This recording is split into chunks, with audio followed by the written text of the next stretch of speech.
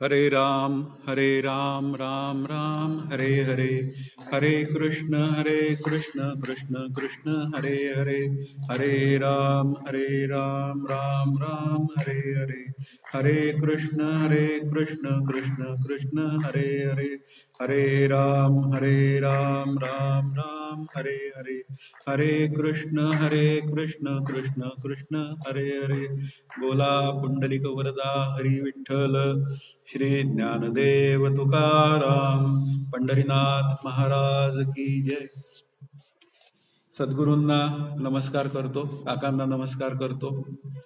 नंतर गुगल लिंकवर ऐकणारे श्रोते सर्व आणि समोर माझ्या पुढे लाईव्हली ऐकणारे जे सगळे श्रोते आहेत त्यांच्या पुढे चिंतन सेवा सादर करताना या सर्व काकारूप असलेल्या शिष्यांना, म्हणजे काकारूप असलेल्या पुन्हा माझ्या सह अभ्यासार्थींना मी नमस्कार करतो आणि आजच्या अभ्यासाला सुरुवात करतो. सुरुवात करताना एक माझ्या मनामध्ये विचार आला की नाथ महाराजांनी म्हणलं की एका जनार्दनी नाम, असा एक त्यांनी हे केला आणि एका जनार्दनी नाम ते गाणं ऐकलं असेल कदाचित. आणि त्याच्यामध्ये पाहता मिळे आत्माराम, म्हणजे या नामाच्या साह्याने मला आत्मारामाची प्राप्ती होते ही भूमिका मांडली. आणि तो आत्माराम मला मी आहे हे कळण्यासाठी मात्र मागचा जो अभंग आहे तो मला असं सांगतो की योग यागा विधी येणे नोहे सिद्धी, म्हणजे तू अवघड साधनांच्या मागे लागू नको असं श्री ज्ञानदेव म्हणतायत की अष्टांग योग हा अवघड आहे किंवा ज्ञानलक्षणा भक्तीतनं केला गेलेला विचार सुद्धा कष्टप्रद आहे. मग आता त्यातून जर तुला सुटका करून घ्यायची असेल तर मग काय आहे, गुरुविणा अनुभव कायचा कळेल, मग गुरूंच्या संगतीत राहा, म्हणजे साधूचे संगती तरुणोपाय.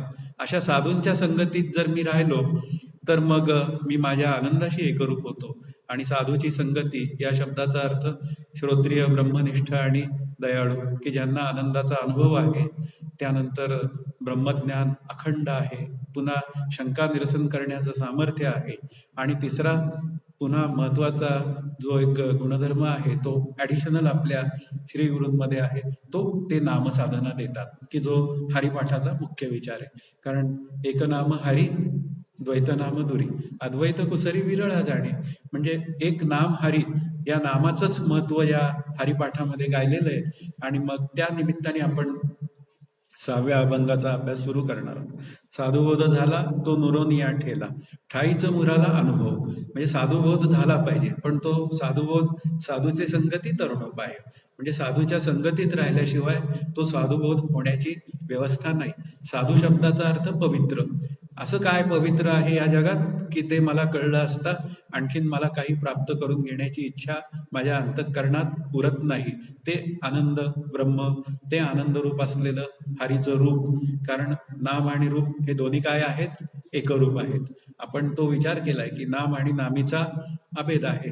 ज्यावेळी मी नाम घेतो, कालच विषय तो झालाय, त्यावेळी ती नामी म्हणजे राम माझा, हे दोघं कसे आहेत, एकरूप आहेत. असा जर अंतःकरणात विचार करून मी नाम घेतलं तर मग काय आहे, तो साधुबोध मला होण्याची व्यवस्था आहे. पण तो साधुबोध झाला नुरोनिया ठेला, मग तो जरा काय झाला पाहिजे, मुराला पाहिजे. ठाईज अनुभव, मुराला अनुभव, म्हणजे तो अनुभव मुरला पाहिजे. मग ती मुरण्याची जी प्रक्रिया आहे ती आपल्याला अभ्यास करायची आहे. कारण लोणचं सुद्धा लगेच लगेच नवीन केलं आणि ते जर वाढलं तर समोरची व्यक्ती, तज्ज्ञ व्यक्ती जी असते, मुरलेलं दिसत नाहीये. तसाच अनुभव काय झाला पाहिजे, मुरला पाहिजे, सेटल झाला पाहिजे.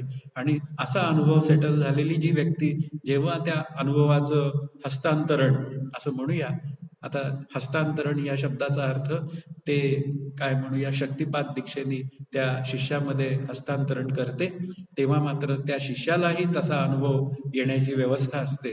म्हणून आपणासारिखे करीती तात्काळ, नाही काळ वेळ तया लागे, अशा पद्धतीने तो विचार आहे. मग त्याला दृष्टांत दिला पाहिजे. कारण एखादी गोष्ट जेव्हा समजून सांगायची वेळ येते, सिद्धांत, त्यावेळी दृष्टांत सांगावा लागतो. कापुराची वाती उजळली ज्योती, ठाईच समाप्ती झाली जशी. मग ती कापुराची वाती म्हणजे कापराची जी काय वडी आहे ती जाळली असता काहीच उरत नाही. अशा पद्धतीने त्या अनुभवाची व्यवस्था आपल्याला आपल्यासमोर येते. पण तोही विचार आपण विस्ताराने करणार आहोत. आणि मग पुढचा विचार जो आहे, मोक्षरेखे आला भाग्य विनटला, साधूचा अंकिला हरिभक्त. मी जर साधूचा अंकित म्हणजे अंकिला असं झालो, म्हणजे मी नम्र झालो, सदा नम्र वाचे वदावे असं समर्थ पण म्हणतात. अशा पद्धतीने मी जर का विचार केला तर मग सदा रामी प्रीती धरावी हा विचार माझ्या अंतःकरणात सहज स्थिर होतो. म्हणून साधूचा अंकिला, साधूंचा असं म्हणलंय, अनुस्वार पण दिलेला आहे. अशा पद्धतीने विचार करायचा आहे. साधू दिसती वेगळाले परिते स्वरूपी मिळाले. अनेक रूपाने आपल्या पुढे साधू येतील, त्यांना ऐकावं, अभ्यास करावा आणि मग आपली एक अभ्यासाची एक रीत डेव्हलप करावी आणि मी माझ्या स्वरूपाशी एकरूप व्हावं. मग ज्ञानदेव तेच म्हणतात, ज्ञानदेवा गोडी संगती सज्जनी. ज्ञानदेवांच्या काळी कोण कोण होते? मुक्ताई होत्या, निवृत्तीनाथ होते, स्वतः पुन्हा आणखीन सोपान देव होते. अशी त्यांची मोठी संगत होती. नामदेव महाराज होते. असे जे काय आहे, ज्ञानदेवा गोडी संगती सज्जनी. आता ज्ञानदेवच म्हणतायत की मी संतांची संगती केली म्हणून हरी दिसे जनिवनी आत्मतत्वी. मग त्यामुळे काय झालं, तोच हरी मला सगळीकडे दिसायला लागला, म्हणजे त्याचा अर्थ दिसून कळायला लागला. इथपर्यंतचा जो अभ्यास आहे तो आपल्याला करायचा आहे. हरिपाठ आपण ज्यावेळी अभ्यास करायला सुरुवात केली त्यावेळी मी सांगितलंय की 3 आपल्या हरिपाठाचे काय म्हणूया आयकॉन आहेत, त्यांना धरून आपण अभ्यास करणार आहोत. ते एक बाबाजी महाराज पंडित श्री गुलाबराव महाराजांचे शिष्य आपले काका आणि आपले आजे गुरु श्री शंकर महाराज कंधारकर. तर बाबाजी महाराज पंडितांनी 3 दृष्टी मांडल्या आणि या 3 दृष्टी मांडताना या अभंगाचा विचार जेव्हा करायची वेळ येते तेव्हा त्यांनी एक म्हणलंय की सत्संगतीचा महिमा, म्हणजे सत्संगाचा महिमा. का सत्संगती करायची ही भूमिका या हरिपाठात येते. कारण का, ज्ञानदेव गोडी संगती सज्जनी, म्हणजे याचा अर्थ काय आहे, संतांची संगती तरुणोपाय. म्हणजे आपल्याला काय आहे की संतांची संगत धरायला पाहिजे. मग संत कोण? तर ज्यांना त्या सत्स्वरूपाचा दृढ अपरोक्ष म्हणजे पक्का, दृढ म्हणजे पक्का, अपरोक्ष म्हणजे साक्षात तेच मी आहे अशा पद्धतीने आलेला जो अनुभव आहे ते काय आहे, ते संत जन आहेत. म्हणून सत्संगाचा महिमा आहे. म्हणून सत्संगाचा विचार करताना समर्थांनी एका ठिकाणी म्हणलंय की त्या बद्धाचं लक्षण करताना म्हणजे विरुद्ध बाजूचं, सत्संगाच्या नावे दुष्काळ अशी भूमिका मांडलेली आहे की जो सत्संग करीत नाही, म्हणजे जो संतांची संगत करीत नाही किंवा संत विचारांची संगत करीत नाही. सत्संगामध्ये संत विचारांचीच संगत आहे. आणि संत काय सांगतात की जीव ब्रह्मैक्य ज्ञानाचा विचार किंवा हरिभक्तीचा विचार हा तू केला पाहिजे. आणि जो हरिभक्तीचा विचार करतो तो खऱ्या अर्थाने आपल्या आनंदाशी एकरूप होतो, ही भूमिका आहे. म्हणून सत्संगाचा महिमा आहे. कारण सत्संगामध्ये मला ते तत्व मी आहे हे कळून देण्याचं जे काय सगळं कार्य आहे ते सत्संगात चालतं. आणि असं कार्य जिथे चालत नाही त्याला सत्संग म्हणता येत नाही. असेही विचार आपल्या पुढे येतात. आणि दुसरी दृष्टी दिली आहे ती संकेत दृष्टी आहे. आता संकेत दृष्टीमध्ये काय आहे, अनुभव आपल्याला तो काय पद्धतीने येतो त्यासाठी मग दृष्टांत द्यावा लागतो. मग संकेत कसा दिला त्यांनी की हरी दिसे जनिवनी. तर तो संकेत आहे की मला तो आनंदाचा अनुभव, ते तत्व मी आहे असं कळल्यानंतर प्रत्येक ठिकाणी मला काय दिसायला लागतो, हरी दिसायला लागतो. आणि मग काय माझं अंतःकरण वृत्ती कशी होते, कोणी गोविंद घ्या कोणी गोपाळ घ्या, अशा पद्धतीने माझी अंतःकरण वृत्ती हरिमय होऊन जाते. मग हरीच्या दासा हरी दाही दिशा, प्रत्येक ठिकाणी मला हरितत्व दिसायला लागतं. आणि मग ते आपले संत म्हणतात, कोण्याही जीवाचा न घडो मत्सर वर्म सर्वेश्वर पूजनाचे. म्हणजे ज्या ज्या वेळी मी प्रत्येकामध्ये ते हरितत्व म्हणजे पुन्हा कोणाचाही द्वेष मोह मत्सर करत नाही, त्यावेळी माझी त्या हरीची अखंड पूजा चालू असते. हा विचार आपल्याला करायला हरकत नाही. अशा पद्धतीने पूजा अनेक पद्धतीने करता येतात. ज्ञानदेवांनी पूजा मांडली आणि ते म्हणाले, ज्ञानदेव आपल्या ज्ञानेश्वरीमध्ये, मीची होऊनी पांडवा करी ती माझी सेवा. पांडव कसे झाले, मजरूप झाले असं भगवंत म्हणाले. आणि असे मजरूप होऊन पांडव आता माझी सेवा करतायत. म्हणजेच पुन्हा या सर्व समाजामध्ये म्हणजे ज्या ज्या ठिकाणी त्यांचं राज्य आहे त्या त्या ठिकाणी प्रत्येकामध्ये ते मलाच पाहतात. अशा पद्धतीने जर का सेवा घडली आपल्या हातनं तर मग काय आहे, तो मग मोक्षरेखे आला भाग्य विनटला, तो खरा भाग्यवान. म्हणून तिथे एक संकेत दृष्टी आहे, दृष्टांतही दिलाय, कापुराची वाती उजळली ज्योती ठाईचं समाप्ती झाली जैसी, अशा पद्धतीने. आणि तिसरा जो विचार आहे तो स्वलोप होतो. त्यांनी सांगितलं. तर स्वलोकमध्ये स्वचा विचार 2-3 पद्धतीने होतो. एक जगत सत्यत्व दृष्टी आहे, त्या दृष्टीचा लोप झाला पाहिजे. आता लोप होताना ज्ञानलक्षणा भक्तीमध्ये हे जग मिथ्या आहे असं सांगितलं जातं. ते येणारं जाणारं आहे, उत्पत्ती स्थिती नाशवान आहे, अशा पद्धतीने बोललं जातं. पण हरिपाठामध्ये मात्र काय सांगितलं की जगातलं प्रत्येक वस्तू व्यक्ती या सगळ्या कशा आहेत, हरिमय आहेत. म्हणजे पुन्हा काय आहेत, विठ्ठलमय आहे. मग त्याला पुन्हा वाक्य आधार काय, तर त्याचं उत्तर असं आहे की ते ब्रह्माला काय झालं, स्फुरण झालं. एकोम बहुश्याम, तो ईश्वर झाला, तोच हरी झाला. अशा पद्धतीने ते विचार मांडले. म्हणून हरीच काय आहे, ब्रह्मरूप आहे. A is equal to B, B is equal to C, म्हणून C is equal to A. Hari म्हणून काय आहे, ब्रह्मरूप आहे. आणि तोच हरी काय झाला, त्या सर्वांमध्ये नटला. मग नटल्यामुळे काय झालं, माझ्या अंतःकरणातली जी काय सत्यत्व दृष्टी होती ती हरिनामाने काय झाली, हरिरूप झाली.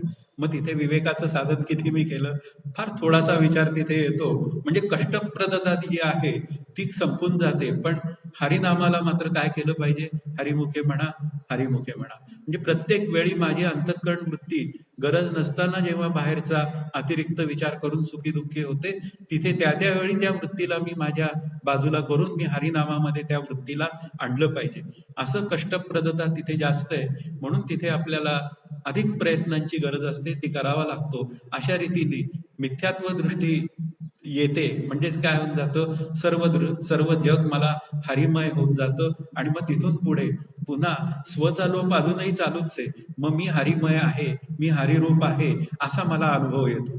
पण मी हरिरूप आहे हा वृत्तीच्या स्तरावर येणाऱ्या अनुभवाचा सुद्धा स्वलोप झाला पाहिजे. आणि तो स्वलोप सहजता जेव्हा येते, हरीची दासा हरिदाही दिशा, किंवा भरला गणदाट हरी दिसे, साधूचे संगती तरुणोपाय झाल्यानंतर मग हरी दिसे जनिवनी आत्मतत्वी. हा जो विचार आहे हा खऱ्या अर्थाने सहजावस्थेत काय आहे, स्वलोप आहे. आणि तो स्वलोप मला कळला पाहिजे. आणि असा आत्मलाभ जो आहे तो मला हरिभक्तीने मिळतो. हा खरा या हरिपाठाचा विषय आहे. मग आता आपल्या पहिल्या चरणाला सुरुवात करूया. साधुबोध झाला, तो नुरोनिया ठेला, ठाईचं मुराला अनुभव. आता मग असा साधुबोध होण्यासाठी त्या साधूचं लक्षण सांगितलं पाहिजे. आणि त्या साधूचं लक्षण केलं तर मला त्या साधूची संत संगती म्हणूया ती करता येते. मग असा साधू कोण आहे तो मला कळून घेतला पाहिजे. मग असा साधू कोण आहे, मग आपल्या समोर उदाहरण आहे की आमचे श्रीगुरु काय आहेत, या साधू कॅटेगरी मधले आहेत. म्हणजेच काय आहे, ते 24 कॅरेटचं सोनं आहे. आता 24 कॅरेटचं सोनं आहे असं जेव्हा बाजारात जातो आपण, तेव्हा ते कसं असतं, 96% काय असतं, शुद्ध असतं. आणि 4% त्याच्यामध्ये गुण असतात. पण आमच्या श्रीगुरूंमध्ये ते 4%मध्ये 3% काय आहे, सत्वगुण. आणि 1% काय आहे, तो केवळ आपल्याला व्यवहार दिसतो म्हणून तो रजोगुणाचा, शुद्ध रजोगुणाचा विचार आपल्या पुढे येतो. पण आता माझ्यासारखा बसलेला तो काय आहे, 12% कॅरेटचा आहे. 12×48 सोनं आणि 52% पुन्हा गुणांचा प्रभाव, आणि त्यातूनही सत्वगुणाचा कमी प्रभाव. अशा वेळी मग माझं वर्तन कसं होतं, हा त्यातला भाव आहे. म्हणून हा साधू कोण आहे, तो खऱ्या अर्थाने 24 कॅरेटचा सोन्याचा मालकीचा आहे, म्हणजे शुद्ध आहे. आणि असा शुद्ध जो असतो तो बहुमानस या कॅटेगरीतला असतो. आणि मग उरलेले काय आहेत, पुन्हा समनस्क कॅटेगरी मधले असतात. मग तिथून बहुमानसची कॅटेगरी ज्यांनी गाठली आहे तो खऱ्या अर्थाने काय आहे, साधू आहे. म्हणून इथे साधू शब्दाचा विचार करायची वेळ येते त्यावेळी सद्भावाचे माहेरघर अशी भूमिका आपल्या पुढे येते.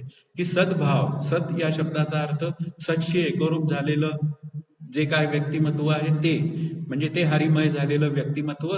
आणि तो सद्भाव वाटण्याची म्हणूया, तो सद्भाव सर्वांना मिळाला पाहिजे अशी वाटण्याची जी कळकळ आहे ती या बहुमानस साधूच्या लक्षणात असते.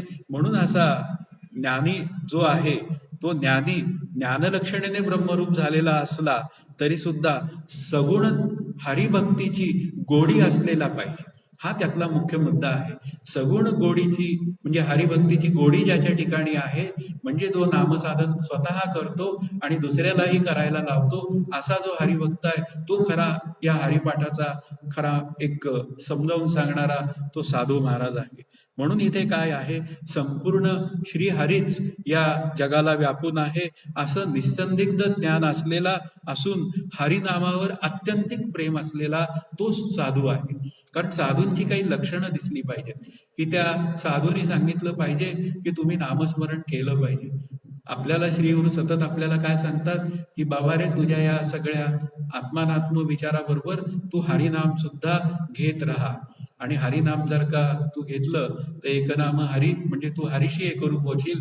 आणि हरी आणि ब्रह्म या दोन गोष्टी वेगळ्या नाहीत. या अर्थाने तो हरिनामामध्ये प्रेम रूप असलेला, हरिरामामध्ये सतत प्रेमरत असणारा जो हरिभक्त आहे, तोच खरा काय आहे, साधू आहे. म्हणून हरिनामाची संगती करणारा जो साधू, तो आपल्या अभ्यासाचा विषय आहे.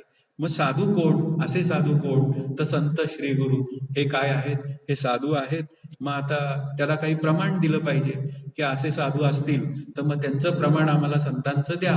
मग संतांचं प्रमाण आहे, आता वंदू संतजन जे सर्वांगी चैतन्य घन, म्हणजे त्या संतजनांना वंदन करू, असं श्री नाथ महाराज चतुश्लोकी भागवतामध्ये म्हणतात. आणि मग जे सर्वांगी चैतन्य घन, आणि मग ते कसे आहेत? चैतन्य घन म्हणजे चैतन्य, घन शब्दाचा अर्थ भरलेला, तर ते चैतन्य म्हणजे याचा अर्थ आत्मस्वरूपाचा, म्हणजे ब्रह्मस्वरूपाचा सतत अनुभव असलेले. आणि पुढचा विचार खूप महत्वाचा आहे, जया सगुण निर्गुण समसमान, जे निज जीवन सद्भावाचे. अशी मुख्य मुद्दा काय आहे, की जया सगुण निर्गुण समसमान, म्हणजे असा जो सद्गुरू आहे की त्याला सगुण आणि निर्गुण दोन्ही कसे आहेत, तुझं सगुण म्हणू की निर्गुण तू ऐकू गोविंदू रे, अशा पद्धतीने त्याला सगुण आणि निर्गुणाला तो समसमान समजतो. तोच खरा आहे, काय आहे, तो साधू आहे. आणि असा साधू जो असतो, जे निज जीवन सद्भावा, आणि अशा साधूचं जीवन जे असतं ते सद्भावाने भरलेलं असतं, म्हणजे तो सदशी एकरूप झालेला असतो. आणि तो काय करतो, केवळ सद्भावच वाटीत असतो. आणि असा जो सद्भाव वाटणारा जो असतो तो खरा साधू, ते साधूचं लक्षण. आणि मग त्याची मी काय करायची आहे, साधू बोध झाला नुरोनिया ठेला, पण तो नुरोनिया ठेला होईपर्यंत त्याची संगती मी सतत करायची आहे. अशा साधूशी मी सतत आत्मचर्चा करायची आहे, हा त्यातला महत्वाचा भाग आहे. मग त्याला दृष्टांत काय, तर मग नदी जशी समुद्राला मिळते, हा दृष्टांत आहे. मग नदी जशी समुद्राला मिळते, तसाच हा हरिरूप झालेला सद्गुरू काय करतो, हरिभक्तीच मला सतत समजावून सांगतो. आणि अशा हरिभक्तीतनं मी माझ्या स्वरूपाशी एकरूप होतो. हा जो साधूचा लक्षणाचा विचार आहे, तो आपल्या अभ्यासात आपल्याला कळला पाहिजे. तो कळला तर अशा सद्गुरूंची आपण अभ्यास वृत्तीने, म्हणजे नाम अभ्यास वृत्तीने आपण त्यांची संगती करू शकतो. म्हणून सगुण प्रेमरूप भक्तीचा सतत अंतःकरणात प्रवाह असणारा जो हरिभक्त, तो आपल्या दृष्टीने साधू भक्त आहे. तो आपल्याला विचार करावा लागेल. मग असाच साधू मला माझ्या ज्ञानरूपतेचा, म्हणजे मला हरिरूप होण्याचा उपदेश करतो. आणि मग हरिरूपतेचा उपदेश केला की मग तो अनुभव कसा होतो, नुरोनिया ठेला, आणि मग ठाईचं मुराला अनुभव, अशी भूमिका आपल्याकडे तयार होते. मग आता साधुबोध ज्यावेळी विचार करायची वेळ येते, त्यावेळी त्या साधुबोधाचा विचार काही कम्पॅरेटिव्हली केला ना, तर मग काय होऊन जातं, आपल्याला एक विचारधारा आपल्या पुढे डेव्हलप करता येते. आता ज्ञानलक्षणा भक्तीचा जो आहे साधक किंवा जीवनमुक्त होणारा, तो आत्मलाभ होण्यासाठी आत्मानात्म विचारांची साधना करतो. म्हणजे जग हे कसं आहे, अनात्म आहे, म्हणून ते उत्पत्ती स्थिती नाशवान आहे. आणि मग त्याचं अधिष्ठान पुन्हा ब्रह्म आहे. मग अध्यस्थाची निवृत्ती अधिष्ठानमय असते. मग रज्जू सर्प वगैरे हे सगळे जे काय दृष्टांत आहेत, सगळे ते सगळे विचारधारा आपल्या पुढे करावी लागते. पण मुख्य मुद्दा काय आहे, ही जी देहादी जगत सृष्टी आहे, ती आत्मविचाराने बाजूला करताना त्या साधनेमध्ये खूप कष्टप्रदता आहे. म्हणजे प्रत्येक वेळी तो जो माझ्या तो तत्व मी आहे, ते तत्व असंग रूपाने मी आहे, असा सतत विचार करावा लागतो. आणि बऱ्याच साधकांची माझ्यासारख्या ओरड असते की ऐन वेळी आम्ही काय होऊन जातो, वाहून जातो. म्हणजे ज्यावेळी नको असलेला विचार माझ्या अंतःकरणात येतो, तो इतका मोठा होतो, इतका मोठा होतो की तो सुखदुःख दिल्याशिवाय मला राहतच नाही. म्हणजे जो मला माझ्या श्री गुरूंनी दिलेला आत्मविचार आहे, तो ऐन वेळी मला काही सुचत नाही. आणि न सुचल्यामुळे काय होऊन जातं, माझा पराभव होतो. पण इथे काय आहे, कष्टप्रदता आहे. मग सतत मला माझ्या वृत्तीवर लक्ष द्यावं लागतं. आपल्याला जेव्हा आत्मानात्म विचार आणि ज्ञानलक्षणा भक्तीचा विचार करायची वेळ येते तेव्हा सतत माझ्यावर लक्ष ठेवावं लागतं आणि पुन्हा ते लक्ष ठेवून हे सगळे आलेले अनात्म विचार हे माझ्या स्वरूपात अडथळा करतात. अगापई पंडुकुमरा येता स्वरूपाची या घरा करीतसे आडवारा विश्वाभास जो. हा विश्वाभास जो आहे तो मला सतत छळतो. म्हणजे याचा अर्थ काय आहे? हा विश्व आभास जो आहे तो अनात्म विचार आहे. मग तो मला सतत माझ्या आड येतो. पण वास्तवात तो आड येतो का माझी अंतःकरण वृत्ती त्या विश्वाभासामध्ये जाऊन लुब्ध होते, हे मला समजून घेण्याची गरज आहे. पण इथे मात्र काय आहे, कष्ट प्रदता आहे, मुख्य विचार तो सांगायचा. पण असा बोध असणारे साधू असतात, यात वाद नाही, त्यांना सुद्धा बोध आहेच. पण त्यांच्या अधिकाराचे जसे म्हणूया शिष्यमंडळी असतात, त्याप्रमाणे ते अभ्यास करतात. आणि अभ्यास करून ते काय करतात, पुन्हा विपरीत भावना दूर करा, की जे अज्ञान दृष्टी आहे ती विपरीत भावना दूर झाली पाहिजे. आणि मग त्याला सहजता आली की मग काय आला, तो अनुभव कसा झाला, सिद्ध झाला, नुरोनिया ठेला. आणि मग पुढे त्याला सहजता येते तेव्हा ठाईचं मुराला अनुभव. पण आता पुढचा जो विचार आहे, हे सगळं वैभव जे आहे तो हरिभक्त मात्र नामसाधनेने साधतो. असा तो विचार महत्वाचा आहे, की नामसाधनेने साधतो म्हणजे कसा साधतो ते आपल्याला लक्षात घ्यायचंय. तर त्याची जी जीवनशैली कशी होऊन जाते, देहीचं असोन विदेहीपणे मुक्ती भोगीत जावी, किंवा देहीचं असोन विदेही होऊन ठेलो.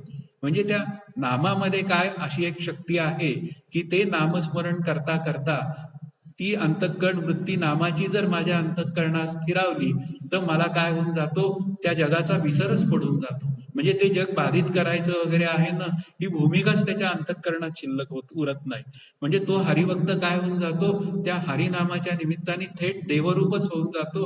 कारण त्याची धारणा आहे की जे नाम आहे ते नामी रूपच आहे. अशा पद्धतीने तो काय होऊन जातो, मधला त्याला जो विवेक करायचा प्रांत आहे, या सगळ्या गोष्टी तिथे काय होऊन जातात, टळून जातात आणि सहजच तो हरीशी एकरूप होतो. मग आता हरीशी एकरूप होऊन पुन्हा काय होऊन जातं, तो हरिभक्त होतो आणि पुन्हा देवाला परत वेगळेपणाने काय म्हणतो की आता तू देव मी भक्त ऐसे करी, की मला तुझी हरिभक्ती समजलेली आहे. मग हरिभक्ती प्रेमानंद जो सगुण भक्तीच्या निमित्ताने मला समजलेला आहे, आता तू काय कर, त्या अद्वैत तत्वातनं जरा खाली ये, आणि खाली आहे आणि मग कसा कर, तू देव मी भक्त ऐसे करी. म्हणजे तो प्रत्येक ठिकाणी समाधीतच असतो.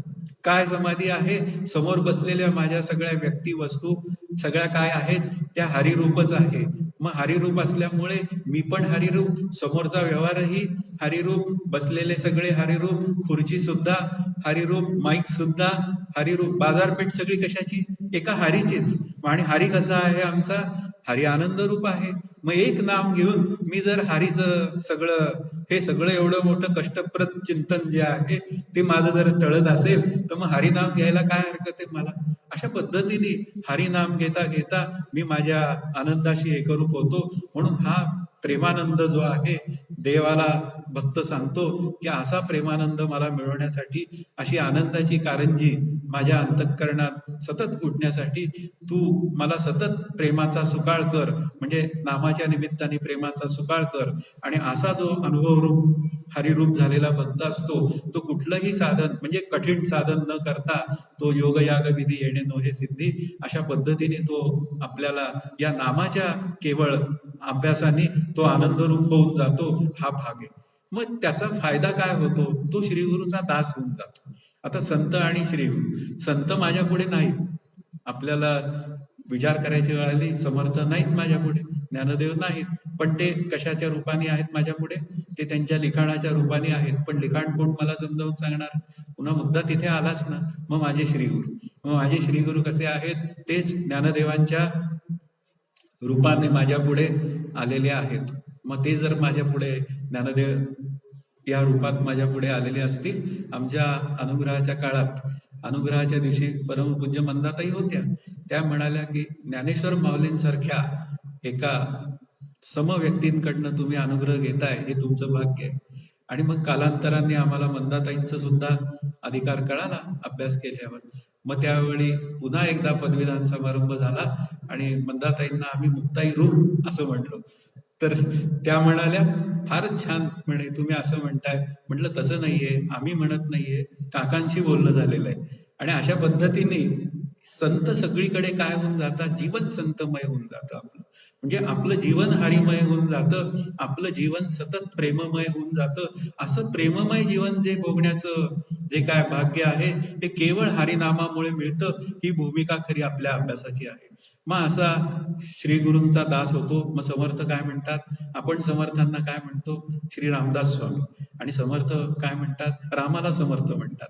म्हणजे अशा पद्धतीने समर्थ म्हणण्याची काय होऊन जाते, मालिकाच तयार होते. प्रत्येक जण काय म्हणतो, मी नम्र आहे. आणि प्रत्येक वेळी काय होऊन जातं, त्या श्रीगुरूला म्हणजे पुन्हा त्या हरीलाच महत्व दिलं जातं. आणि असा जो रामी पहुडला तो रामदास, अशी भूमिका समर्थांनी मांडली आहे. ती भूमिका आपल्याला कळून घेता येते. आणि असा जो साधूचा म्हणजे अवतार असतो, तो शिष्याला हे गुह्य ज्ञान केवळ त्या हरिनामाच्या निमित्ताने पुढे करून टाकतो. तू हरिनाम घे, बाकी काही करू नकोस. हरिनाम घेतलं तर मग मुखी नाम हाती मोक्ष, असं तुकाराम महाराज म्हणतात. किंवा नाम म्हणे नित्य तो जाणावा मुक्त, राम म्हणे ग्रासोग्रासी तो जेविला उपवासी. कितीतरी सोप्या गोष्टी आहेत. आधी जेवताना हरिनाम घ्यायचं, मध्ये जेवणाच्या एकदा हरिनाम घ्यायचं, आणि पुन्हा शेवट घ्यायचं. जे सुरुवातीला आणि शेवट असतं तेच मध्ये असतं. मग मध्ये कामं करायला हरकत नाही का, करा.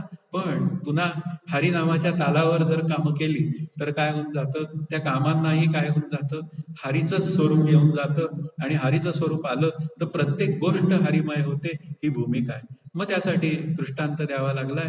तो अनुभव काय झाला पाहिजे, नुराला पाहिजे. म्हणजे नुरोनिया ठेला ठाईचं मुराला अनुभव. म्हणजे आनंदाचा जो ठेवा मी आहे, हा वृत्तीच्या स्तरावर येणारा अनुभव असतो. तो सुद्धा काय झाला पाहिजे, तो सहज झाला पाहिजे. परोक्ष ज्ञानाचा अभ्यास केला म्हणजे नामाचा अभ्यास केला.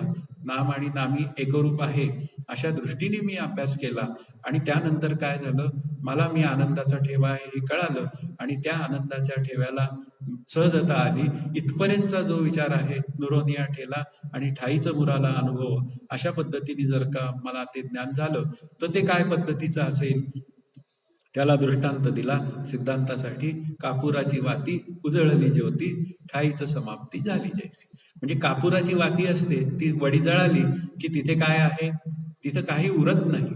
आणि जर तेलाची ज्योत असेल आणि त्याला कापसाची वात असेल तर वात रूपाने उरतच, काहीतरी उरतच. अशा पद्धतीने ती तेलाची ज्योती त्यांनी दृष्टांतासाठी वापरली नाही, तर कापुराची वाती अशा पद्धतीने वाटली. म्हणून ती कापुराची वडी जी आहे ती निश्चेष संपते. मग हरिनामामध्ये माझी जी काय म्हणूया ही जीवनशैली जी आहे, की मी जग सत्य समजतो, हे सगळं सत्य समजतो, ते सगळं काही त्याचा लोप होतो. त्याला स्वलोप असा सुद्धा विचार मांडलाय. म्हणून हरि अनुभवामध्ये या जगाचा निश्चेष विसर पडतो आणि निसंदिग्ध आत्मज्ञान म्हणजे पुन्हा समाधान प्राप्त होतं. अशी भूमिका जी आहे ती केवळ हरिनामामुळे आहे. तो विचार आपल्याला करावा लागेल. आता ज्ञानलक्षणा भक्तीमध्ये बाधितानुवृत्तीने हरीचा अनुभव येतो, म्हणजे ब्रह्माचा अनुभव येतो असं आपण म्हणतो. म्हणजे त्याच्यावर जीवन जगताना 98% अद्वैत आणि 2% बाधित द्वैत अशा पद्धतीने ते जीवन समोर येतं. म्हणजेच याचा अर्थ काय आहे, 2% बाधित द्वैतामध्ये त्याला सुखदुःखाचा पुन्हा सामना करावाच लागतो. प्रसंग येतो पण सामना करावा लागतो. पण हे 2% बंधन जे आहे जाणीव रूपाने असलेलं, ते बंधन मात्र ज्ञानलक्षणा भक्तीच्या जीवनमुक्तीमध्ये आहे. पण हरिभक्त जो असतो तो मात्र असं सांगतो की त्या हरिभक्तामध्ये स्वचा लोप होतो. कारण नामनामीचा अभेद, मग नामनामीचा अभेद असल्यामुळे मी हरिभक्त, मग हरिभक्त कसा आहे, तो हरिरूप आहे. मग हरिरूप असेल तर त्याला बाधितानुवृत्तीने असलेला वृत्तीचा जो विचार आहे तो त्याच्या दृष्टीने केव्हाच बाजूला पडलेला असतो, कारण तो सतत हरिवृत्तीवरच असतो. तेथे माझी हरिवृत्ती राहो असं म्हणलंय. कुणी म्हटलं, तुकाराम महाराजांनी म्हणलं, ब्रह्मादिकाची पदे दुःखाची शिराणी. तर ते सगळे ब्रह्मदेवाचं पद कसं आहे, दुःखाचा भाग आहे. पण पुन्हा काय आहे, माझी वृत्ती कुठे राहावं, त्या हरीच्या ठिकाणी राहावं. असं जर का विचार केला तर मग ज्ञानाने जे काय ज्ञानबंधन जे ज्ञानलक्षणा भक्तीमध्ये तयार झालंय 2% बाधितानुवृत्तीने, आता तेही बंधन जर मला तोडायचं असेल म्हणजे तेही बंधन जर मला बाजूला करायचं असेल तर ते बंधन जे आहे ते हरिनामानेच लोपतं, म्हणजे हरिभक्तीनेच लोपतं. म्हणजे त्याचा अर्थ काय आहे, मला नामसमाधीशिवाय पर्याय नाही. मग तीच प्रेमलक्षणा विचारधारा जी आहे, प्रेमभक्ती आहे, ती हरिभाव पसरवते. आणि हरिभाव पसरवल्यामुळे सर्व ठिकाणी हरिभाव म्हणजे हरितत्वच व्यापून राहिलेलं आहे असं होतं. आणि मग व्यवहार जो होतो तो हरीतच सुरू होतो, हरिनामातच सुरू होतो आणि हरिनामातच बुडूक होतो. अशा पद्धतीने प्रत्येक व्यवहार हरिमय होऊन जातो. आणि असं झालं की मग तो भक्त काय होतो, त्या भक्तासमोर येऊन सांगितलं कोणी, अहो असं झालं, ठीक आहे, रामकृष्ण हरी, त्या हरीची काय आहे अशी इच्छा आहे. नाही, आज खूप फार छान गोष्ट घडली, मी बोर्डात पहिला आलो, वा, ही हरीची इच्छा आहे. अशा पद्धतीने तो प्रत्येक जीवन जो आहे त्याचं ते हरी इच्छेने चाललेलं आहे अशी भूमिका आज तयार होते. आणि त्या हरी इच्छेवरच तो सतत त्या आनंदाचा विचार करतो आणि ती सुखरूपता अनुभवतो. मग त्या हरी नावामध्ये त्या सुखदुःखाचा लोप होऊन जातो, त्याला सुखदुःखाची जाणीवच तयार होत नाही. मग असं हरिप्रेमात मनलेलं रमलेलं मन जे आहे ते कधी वेगळेपणाने त्या म्हणूया देह पातळीवर येतच नाही. आणि अशा रीतीने ते सतत आनंदातच राहतं. म्हणून हरिभक्ती जी आहे ती ज्यावेळी आपण नाम आणि नामीचा अभेद आहे असं समजून केली जाते, त्यावेळी मग तो काय आहे, त्याला हरिनाम घेता घेता निर्विकल्प समाधीचा अनुभव येतो. की जी योग्याला काय करावी लागते, ती ध्यान समाधी लावावी लागते, कष्टप्रद आहे ती सगळी अष्टांग योगाची साधने वगैरे. आता हा जो हरिनाम घेणारा जो भक्त आहे तो सहज त्या निर्विकल्प समाधीमध्ये जातो, कारण त्याला हरीशिवाय दुसरा विकल्पच नसतो. अशा रीतीने तो निर्विकल्प होतो.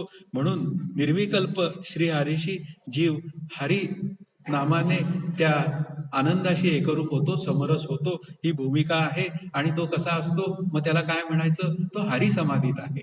हरिनाम समाधी हा त्यातला एक मुख्य विचार तयार होतो. म्हणून इथे काय आहे, याला म्हणतात स्वलोक. हरिनामामध्ये माझी वृत्ती काय होऊन जाते, दंग होऊन जाते. आणि अशी दंग झालेली वृत्ती जी आहे ती स्वलोपाची वृत्ती आहे. ती खऱ्या अर्थाने तो स्वलोप आहे. आधीचा जो स्वलोप आहे तो वृत्तीच्या स्तरावर आहे, आणि नंतरचा जो स्वलोप आहे खऱ्या अर्थाने तो मात्र कसा आहे, तो ठाईचं मुराला अनुभव अशा परमसिद्धीतला तो स्वलोप आहे. तो मला कळाला पाहिजे. मग इथे त्याला पुन्हा काय दिलं पाहिजे, दृष्टांत दिला पाहिजे. आणि नेहमी दृष्टांत काय असला पाहिजे, संतांचा असला पाहिजे. मग आता संतांचा दृष्टांत असा दिला, ऐक्याचे एकपण सरे, जेथ आनंदाचा कणूही न उरे, कणूही विरे, काहीच नुरोनी उरे जे काही गा. म्हणजे याचा अर्थ काय झाला, की ऐक्याचं एकपण सुद्धा सरलं पाहिजे. वृत्तीच्या स्तरावर असलेलं जे ऐक्य आहे ते हरिनामामध्ये काय होऊन जातं, ते सहजच नाम आणि नामीच्या अभेदामध्ये विरूनच जातं. म्हणून इथे काय आहे, आनंदाचा कणूही विरे, मी आनंदाचा ठेवा आहे, ही वृत्ती सुद्धा काय होऊन जाते, विरून जाते. आणि मग उरतं काय, केवळ आम्ही काय आहोत, आम्ही हरिनामात आहोत. मग तुम्ही आनंदात आहात का ते आम्हाला नाही माहिती, मग आम्ही काय आहोत, आम्ही हरिनामात आहोत. असा जो हरिनामात असलेला जो विचारार्थी आहे तो काहीच नुरोनी उरे जे काही गा. कारण तुम्ही म्हणाल शून्यवाद होईल का, पण त्याचंही उत्तर ज्ञानदेवांनी देऊन टाकलं की काहीच नुरोनी उरे जे काही गा, ते सगळं जातं निघून. आणि म्हणजेच याचा अर्थ काय होऊन जातो, स्वलोप होऊन जातो. आणि स्वलोप सुद्धा काय होऊन जातो, सहजावस्थेमध्ये जातो. असं सहजावस्थेतलं जे काय आनंदाला आलेल्या सहजतेचं जे काय विवरण आहे ते खरं हरीच्या नावाने सिद्ध होतं, ही भूमिका आहे. म्हणून निर्विकल्प समाधीसाठी पुन्हा नाथ महाराज आणखीन एकदा दृष्टांत देतात. निर्विकल्प स्वरूप प्राप्ती अवश्य पावणे आहे चित्ती. अगदी बरोबर, ते म्हणतात निर्विकल्प स्वरूप प्राप्ती अवश्य पावणे आहे चित्ती. ती माझ्या चित्तामध्ये, कारण ती मनामध्ये नाही तर कुठे, चित्तामध्ये. कारण चित्तामध्ये काय आहे, अवधारणात्मक वृत्ती चित्त हा, म्हणजे तिथे काय आहे, अवधारण केलेली वृत्ती आहे. पण पुढे काय म्हणतात, ते करावी भगवत भक्ती उत्कट प्रीती अविश्राम. आता ही उत्कट प्रीती अविश्राम भक्ती जी आहे ना ती हरिनामाने साधते, असं नाथ महाराजांचं म्हणणं आहे. ती भगवत भक्ती करावी. आता भगवत भक्ती कशी करायची, तर ती हरिनामाच्या निमित्ताने करायची. मग ती कशी करायची, पुन्हा तो उत्कटतेने करायची. म्हणजे इतक्या उत्कटतेने मी नाम घ्यायचं की त्या नामामध्ये मी नाम घेणारा वेगळा उडूच नाही. अशा पद्धतीने उत्कट झालं पाहिजे.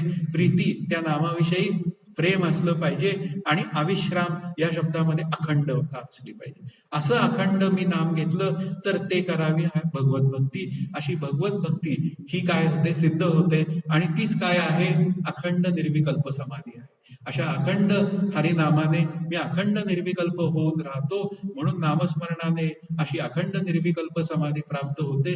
हा या अभ्यासाचा भाग आहे आणि तोच खऱ्या अर्थाने साधुबोध झाला नुरोनिया ठेला, ठाईच मुराला अनुभव या स्थितीतला विचार आहे. मग आता पुढचा विचार जो आहे तो मोक्षरेख्या आला, भाग्य विनटला, साधूचा अंकिला हरिभक्त. मग हरिभक्तच भाग्यवान का? कारण एके ठिकाणी दत्ताच्या आरतीमध्ये एक गायलेलं पद आहे, त्याच्यामध्ये आम्ही भाग्यवान असं म्हटलेलं आहे. निघालो निघालो, आता मी पालखी घेऊन निघालो. कोणाची पालखी घेऊन निघाला? दत्त महाराजांची पालखी घेऊन निघालो. आणि कुठे निघालो? गाणगापूरला निघालो. मग असाच हरिभक्त का? म्हणजे दत्त महाराजांचा भक्त म्हणजे हरिभक्त. मग तो हरिभक्त का श्रेष्ठ? मुख्य विचार काय आहे, तो भाग्यवान काय आहे? तर त्याचं उत्तर आहे की मग त्याच्या पुढे दुसरा विचार मी एक माझ्या मनात आला. मग ज्ञानलक्षणा भक्तीने जो एकरूप होतो आत्मस्वरूपाशी, मग तो भाग्यवान नाही का? असा तो विचार आला. मग आहे ना, तोही भक्त आहेच आहे, पण तरी सुद्धा 2% बाधितानुवृत्तीने तो कमी आहे, असा विचार आहे. कारण तो काय म्हणतो की हे जगातले जे सगळे व्यवहार आहेत ते 2% बाधितानुवृत्तीने करावे लागतात, सुखदुःखाचा सामना करावाच लागतो. पण म्हणून तो विचार जेव्हा कंपॅरेटिव्हली करायची वेळ येते त्यावेळी तो हरिभक्तापेक्षा कमी भाग्यवान आहे, ही भूमिका तिथे मांडायची आहे ज्ञानदेवांना. म्हणून हरिभक्त कसा आहे, तो श्रेष्ठ भाग्यवान आहे. मग आता तो कसा आहे, तर 100% भाग्यवान आहे. मग 100% भाग्यवान आहे तर इथे काय आहे, त्यांनी असं सांगितलं की हरिभक्ताला ज्ञानी भक्ताप्रमाणे जीव ब्रह्मैक्याचा म्हणजे आत्मानुभवाचा अनुभव घेताना आत्मानात्म विवेक रूपी जी साधना आहे त्याचा प्रयत्न करावाच लागत नाही. कारण त्याचीच भूमिका आधी एकच असते की राम आणि मी दोघं वेगळेच नाहीये आणि सर्वत्र रामरूपच भरलेलं आहे. मग मी विवेक कशासाठी करायचा? कारण हाच त्याचा विवेक आहे की जे नाम आहे तेच नामी रूप असल्यामुळे तेच सर्वांमध्ये इथे पसरलेलं आहे, तेच सर्व ठिकाणी मला दिसत आहे. भरलागना दाट हरी दिसे या रूपाने दिसत आहे. तर मी विवेक कशाचा करायचा? हा त्यातला भाग आहे. कारण दुःख सिद्ध होत असतं तर मी तो विवेक करायचा, ही भूमिका आतमध्ये तयार झाली असती. पण हरिनामामध्ये मात्र विवेकाचा विचार जो आहे तो या ज्या प्रमाणात या ज्ञानलक्षणा भक्तीवाल्याला करावा लागतो त्या प्रमाणात त्या दुसऱ्याला म्हणजे हरिभक्ताला अजिबात करावा लागत नाही. म्हणून सगुण श्री हरी ब्रह्मरूप असल्याने, नामरूप असल्यामुळे प्रेमभावाने हरीशी मी एकरूप होतो. म्हणून हरीची एकरूपता म्हणजेच पुन्हा जीव ब्रह्मैक्य ज्ञान, म्हणजे नाम आणि नामीचा अभेद असं समजूनच आता इथे काय झालेलं आहे, साधन सुरू झालेलं आहे. म्हणून हरीच्या नामाचा महिमा खूप महत्वाचा आहे आणि असा दुःख निवृत्ती रूप मोक्ष सहज साधतो ही हरिनामाची खरी काय आहे, मजा आहे. मग ज्ञानलक्षणा भक्तीमध्ये जो आहे त्याला प्रारब्ध भोगाचे चटके सहन करावे लागतात. पण संत कबीरांचा विचार जेव्हा मला उदाहरण माझ्या डोळ्यासमोर आलं, कारण संत कबीरांना नामभक्तीचे ते मोठे एक श्रेष्ठ व्यक्तिमत्व आपल्या पुढे आहे. कारण त्यांनी म्हटलेलं आहे एका ठिकाणी, राम करे हमारा जप हम बैठे आराम. आधी मी नाम घेतलं असं संत कबीर म्हणतात आणि आता त्या नामाला इतकी सहजता आली आहे तर ते नाम कोण घेतं, राम करे हमारा जप. मग असे जे संत कबीर महाराज आहेत त्यांना कुत्र्यांनी चावलं, त्यांच्या पायाला कुत्र चावलं. आता पायाला कुत्र चावल्यावर ते कुठे त्या देहभानावर होते, ते हरिनामावर होते. मग त्यांना एकाने येऊन सांगितलं, अहो तुमच्या पायाला कुत्र चावलेलं आहे. तर ते म्हणतात वो पिंडरी जाने और कुत्ता जाने. म्हणजे त्यांना त्याचंही भान नव्हतं, सांगितल्यावर लक्षात आलं. म्हणजे हरिनामामध्ये तो त्या हरिनामाशी म्हणजे त्या देवाशी इतका एकरूप होतो की त्याच्या संसारात काय चाललं आहे याचाही विचार काही त्याच्या पुढे उरत नाही. मग त्याचा संसार कोण चालवतो? अशी पुन्हा एक आलं योगक्षेम वहाम्यहम. मग त्या भगवंताला काय करावं लागतं, खाली यावं लागतं आणि मग त्याचा संसार त्याला चालवावा लागतो. असा हरिनामाने सोहम भाव अस्तावलेले व्यक्तिमत्व हे खरं कोणाचं आहे, ते त्या कबीर महाराजांचं आहे. मग पुन्हा ज्ञानदेव आपल्या पुढे येतात, तैसे आपले नेणणे ते तैसे आपले नेणणे के दिसे का जाणणे तेही गिळोनी असणे ऐसी जे दशा. म्हणजे जाणणं आणि नेणणं या दोन्ही गोष्टींचं काय आहे तिथे लोप आहे. जाणीव नेणीव भगवंती नाही, अशा पद्धतीने तो स्वलोप आहे. म्हणजे त्या दुःखाचा विचारच तिथे निघून जातो आणि मग दुःखाचे चटकेच नाही, अशी जी अवस्था आहे ती नामसमाधीची अवस्था आहे, ती मला प्राप्त होते. त्या नामाने जर एवढं सगळं आपल्याला प्राप्त होत असेल तर मग कठीण साधन कशाला, असं हरिपाठामध्ये श्री ज्ञानदेवांचं म्हणणं आहे. त्यांनी कठीण ग्रंथही लिहिलेले आहेत, हाही विचार आहे. मग इथं त्यांनी आणखीन एक विचार बाबाजी महाराज पंडितांनी इथे मांडलेला आहे की नुसत्या ज्ञानाने दुःख निवृत्ती रूप मोक्ष साधत नाही, तर तो नामभक्ती रूप जो श्री हरिरूपता जी आहे अशी अंतःकरण वृत्ती हरिरूप झाल्याने मोक्ष साधतो. मग आता त्याला दृष्टांत दिला पाहिजे. मग हे कसं काय, तर त्यांनी म्हणलंय की अत्यंत गाढ झोपलेला जो माणूस असतो त्याला ढेकणाचं चावणं कळतच नाही, त्याला झोप त्याची डिस्टर्बच होत नाही, कारण का तो गाढ झोपलेला असतो. तद्वत नामप्रेमात जो मग्न असतो तो देह पातळीवर येतच नाही. पिंडरी जाणे और कुत्ता जाणे, अशा पद्धतीने तो देह पातळीवर येत नाही, म्हणून त्याला दुःख होत नाही. अशा पद्धतीने दुःखाची जी निवृत्ती आहे ती हरिनामाने आत्यंतिक निवृत्ती होऊन जाते. अशा पद्धतीचा विचार आपल्या पुढे आलाय. मग असा जो हरिभक्त आहे, कारण आपला विचार कशाशी जोडायचा आहे, मोक्षरेखे आला भाग्य विदटला.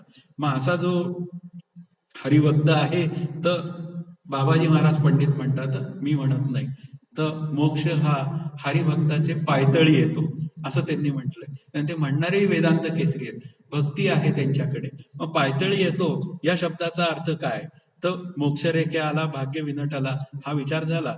पण पुन्हा काय आहे, मुक्ती लागती चरणी ब्रह्मज्ञान लोटांगणी असं म्हटलंय की त्या चारी मुक्ती काय होतात या नाम भक्ती करणाऱ्या हरिभक्तामध्ये, त्या लोटांगण घालतात. आता त्याला प्रमाण ओवी काय आहे, तर मुक्ती ही हरिभक्ताचे पाय सोडून राहत नाही, म्हणून मुक्ती ही काय समजते, भाग्यवान समजते स्वतःला, की बाबा रे मी या हरिभक्ताच्या चरणी आले म्हणून मी काय ठरले, मी भाग्यवान ठरले, अशी भूमिका आहे. आता हेच तर खरं हरिभक्ताचं भाग्य आहे की मुक्ती आणि हरिभक्त या दोन गोष्टी वेगळ्याच राहत नाही. म्हणून इथे काय आहे, जीव ब्रह्मैक्य ज्ञानरूप मोक्ष ज्यावेळी विचारधारा करायची वेळ येते तेव्हा ती हरिभक्ताच्या आज्ञेत राहते. म्हणजे ती जी काय आनंदाची अवस्था आहे ती हरिभक्ताच्या आज्ञेत राहते.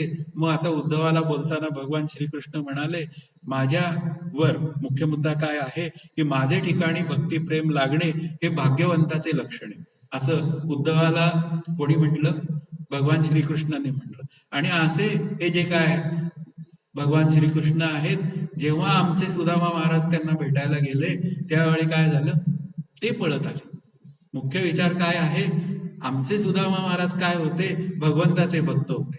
हरिनामाने ते काय होते, भगवान श्रीकृष्ण रूप झालेले होते. आणि मग असे भक्त भेटायला येत आहेत असं म्हटल्यानंतर मग तो काय झाले, भगवान श्रीकृष्ण ते त्याला बघण्यासाठी पळत आले की नाही नाही यांना आपण आता काय करूया, रिसीव्ह करूया, कोणीतरी मोठे लाल दिव्याची गाडी घेऊन येत आहे. अशा पद्धतीने रिसीव्ह करायला भगवान श्रीकृष्ण गेले.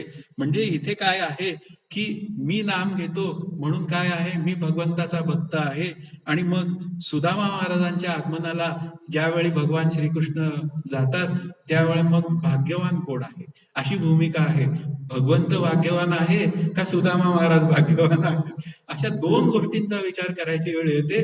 हरिभक्त भाग्यवान का, तर तो म्हणतो मी भगवंताचा भक्त आहे. आणि भगवंत काय म्हणतो की असे हरिभक्त आहेत म्हणून मी भाग्यवान आहे. आणि मग तो काय म्हणतो, तयाते मी माथा मुकुट करी, मग याही वरी पार्था माझी या भजनी आस्था, तयाते मी माथा मुकुट करी. म्हणजे याचा अर्थ काय आहे, असा जो हरिभक्त आहे तो माझ्या डोक्यावरचा काय आहे, मुकुट आहे.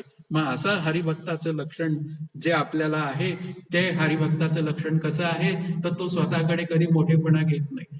आमचे सुदामा महाराज निघाले ते एकदम नम्र होते, पण तिथून सुद्धा भगवंत पुन्हा त्यांना भेटायला आले, ते सुद्धा कसे होते, ते सुद्धा अत्यंत नम्रतेने सुदामा महाराजांना रिसीव्ह करायला आले.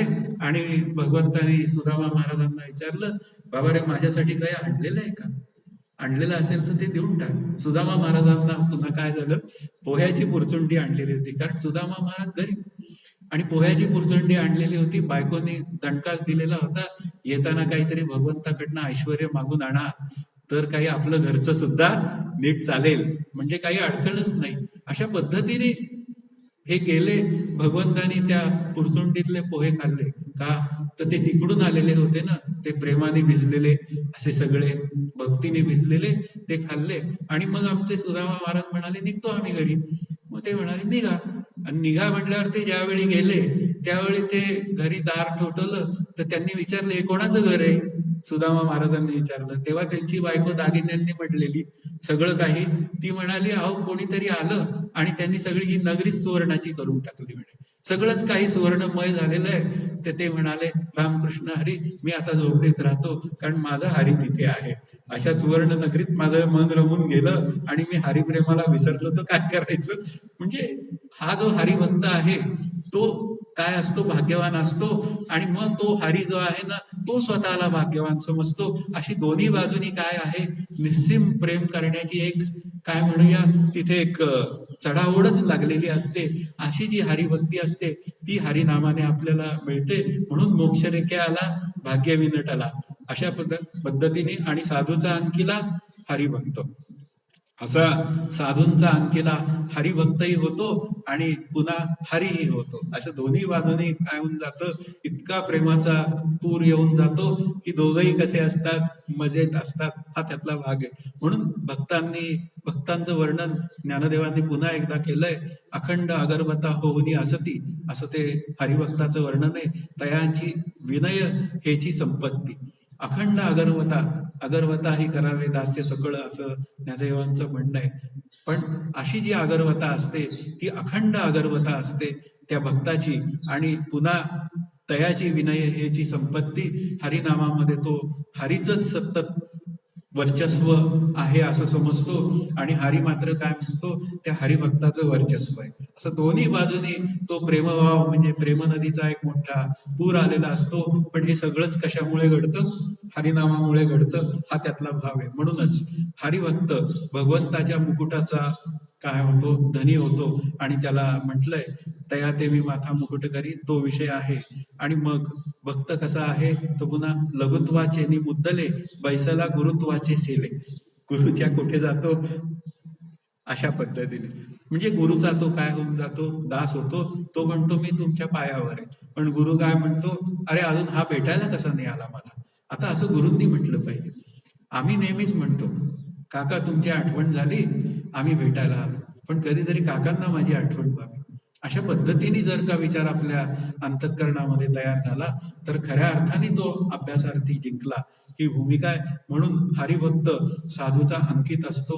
म्हणूनच तो काय होऊन जातो, हरिरूप होतो. आणि शेवटचं चरण काय आहे, ज्ञानदेवा गोडी संगती सज्जनी, हरी दिसे जनीवनी पुन्हा आत्मतत्वी. म्हणून हरी कसा आहे, सगळीकडे आहे, ही भूमिका आहे. म्हणून गुरुसंगतीतच हा आत्मलाभ होतो, असं श्री ज्ञानदेव सांगतात. मग आता गुरुसंगतीत काय होते, ज्ञानचर्चा होते, म्हणजे अभ्यासाची चर्चा होते. मग ज्ञानदेवांनी सुद्धा काय केलं, त्या श्री गुरूंच्या संगतीमध्ये ज्ञानचर्चा केल्या. आणि त्या चर्चेचा लाभ म्हणून काय झालं, ज्ञानदेवांना पुन्हा हे सगळं सांगण्याचा आदेश जो आहे तो निवृत्तीनाथांनी दिला. आणि ती जी गोडी आहे ती ज्ञानदेवांना मिळाली. ज्ञानदेव म्हणतात ती मला माझ्या श्री गुरूंमुळे मिळाली, ही भूमिका आहे. मग त्याचा परिणाम काय झाला, आता त्याचा परिणाम हरी दिसे जनीवनी आत्मतत्वी. मग अंतःकरण माझं हरिमय झालं, ही भूमिका पहिल्यांदी ज्ञानदेवांनी मांडली. मग हरी कसा दिसायला लागला, सगळीकडे दिसायला लागला. तुकाराम महाराज म्हणतात तसं, वनपट्टणम एक भाव, म्हणजे वनात गेलं तरी सुद्धा हरीच, आणि पुन्हा इथे असलो तरी हरीच. पाणी सुद्धा हरिरूप, सगळा व्यवहारच बाजारपेठ कोणाची, आपले नाथ महाराज म्हणतात हरीची. तराजू सुद्धा हरिमयच, साखर कुटाणे सुद्धा हरिमयच, सगळं काही आहे ते हरिमय. असे हरिमय झालेले वारकरी एकमेकांच्या पाया पडतात. आणि पुन्हा ज्ञानभक्तीचा असा तो पूर असतो, अखंड पंढरपुरात वाहतो, आळंदीत वाहतो, तोच इथे वाहतोय. कारण आपले श्रीगुरु सुद्धा कसे आहेत, वारकरी आहेत. अशा पद्धतीने तो विषय पुढे जातो. आणि मग नंतर काय होऊन जातं, त्या या रागवेविणं पुन्हा दुसरं काहीही उरलेलं नाही. हा संतांचा विचार जो आहे, किंवा भरला गणदाट हरी दिसे, अशा पद्धतीने रीता ठाव या राघवे विण नाही किंवा त्रिभुवन संचले विठ्ठले का. अशा पद्धतीने मी तो जनी वनी आत्मतत्वी सर्वांमध्ये तेच तत्व आपल्या पुढे सिद्ध होतं. म्हणून शेवटचं चरण जे आहे ते मला या 3 गोष्टी, पहिल्या 3 चरणातल्या गोष्टी जर मी व्यवस्थितपणे वर्कआउट केल्या तर माझं अंतःकरण हे हरिमय होऊन जातं, म्हणजे आनंदमय होऊन जातं. असा या सगळ्या हरिपाठाच्या अभंगाचा विचार आहे. आपला वेळ पण संपलेला आहे आणि आपण आता इथे मात्र थांबूया.